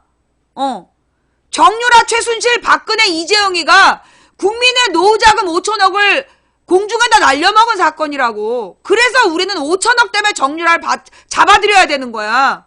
왜 망설여? 강제 송환해. 어때요? 2대 특례 입학보다 훨씬 분노가 되지 않아? 우리가 어떻게 뜯긴 국민연금인데. 우리 개개인이 한 집집마다 국민연금 얼마씩 내세요? 5만 원 내면 1년이면 60만 원이야. 10만 원 내면 1년이면 120만 원이야. 한 달 소득이 얼마 되지도 못하는데 그 국민연금 꼬박꼬박 뜯기고 있잖아. 그렇게 모은 우리의 노후 자산을 이재용, 박근혜, 최순실, 정유라가 5천억을 날렸다니까 하루아침에? 지금 이재용, 정유라, 박근혜 다 구속돼야 돼. 국민 세금 5천억을 날렸는데 25만 원이면 세상에 얼마야. 국민연금 25만 원이면 어마어마하구만. 심지어 돈 없어서 못 내도 그거 꼭 내야 된다 그랬던 그 피 같은 돈 5천억을 국민의 자산 5천억을 그렇게 날려먹은 놈들을. 자, 이제 뭐 무슨 애 핑계 대고 이러면 뒤져. 예. 자, 좌우지간 그 얘기가 본질이고, 그 다음에 이제 또 하나가 박근혜가 지금 탄핵 재판에 나오지 않겠다. 탄핵 재판에 탄핵 심판에 심리를 받지 않겠다라고 우긴다면 그냥 탄핵해 버려라. 탄핵 인용해 버려라. 지금 박근혜는 피소추인이야. 형사법으로 따지면 지가 피고라고. 형사소송에서 피고가 재판 안 나가면 어떻게 돼? 그냥 형 때리잖아. 자기가 자기를 위해서 변명하려고 하지 않으면 그냥 형 때리는 거잖아. 그냥 탄핵 인용해버리라고. 왜 뭘 망설여? 5일날 안 나오면 그냥 탄핵 인용해버려. 그 탄핵 소추위원들의 주장을 굳이 변명하지 않겠다는 거잖아. 인용해버리면 된다. 박근혜가 계속 그렇게 안 나오면, 예. 네. 탄핵 인용해라. 박근혜가 탄핵 심리에 안 나오면 탄핵 인용해라. 예. 자, 그게 오늘 망치부인의 주제였습니다. 그리고 지금 세월호 특별법에 대한 세월호 2차 특별법, 그리고 가습기 피해자에 대한 구제 법안을, 이 박주민 의원실에서 너무나 형식적으로 대충 했다.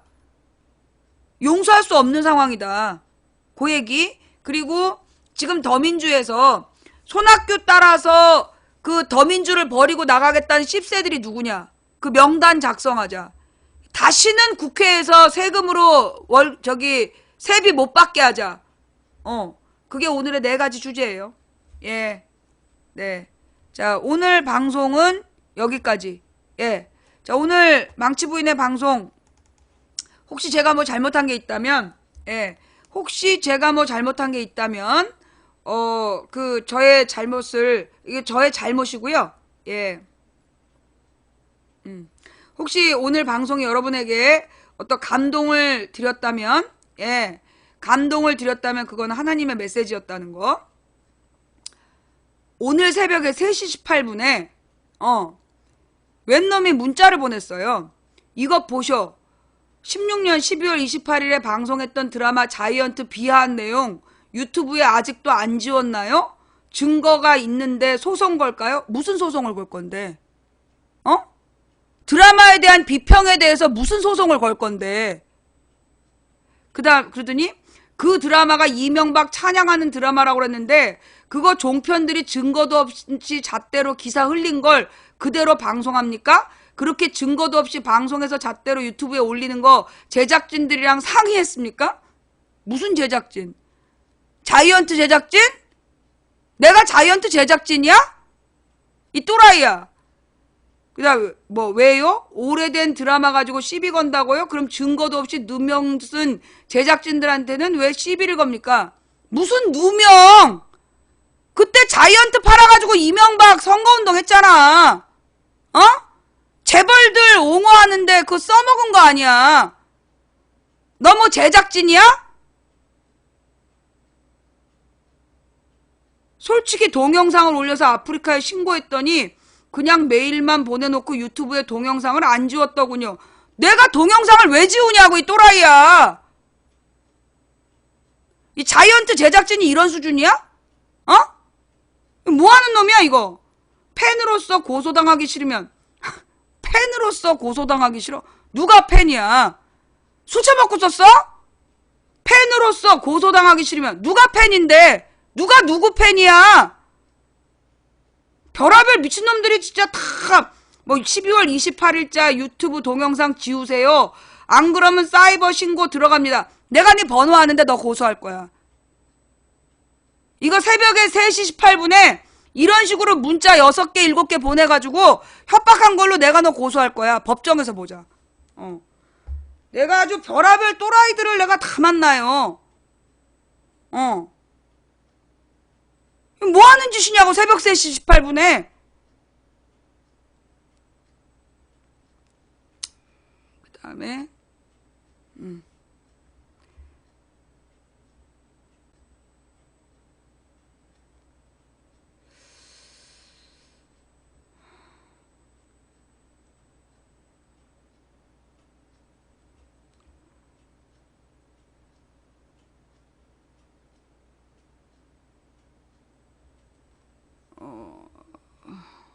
생방송 중에 문자를 보내면요. 제가 그걸 일일이 다 확인을 못해요.